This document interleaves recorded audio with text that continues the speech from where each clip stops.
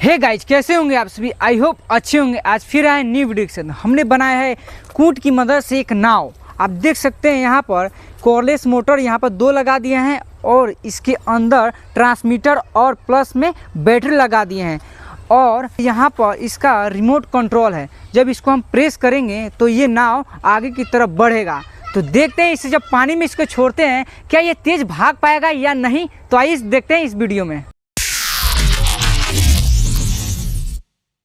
आप सभी ने देखा होगा कि नाव के पीछे पंखे लगे होते हैं। हमने आगे लगाया है 2।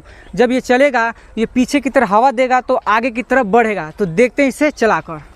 अब इसको हम नीचे रखने वाले हैं पानी के अंदर। अब हम यहाँ पर बटन दबाएंगे तो आगे चलेगा।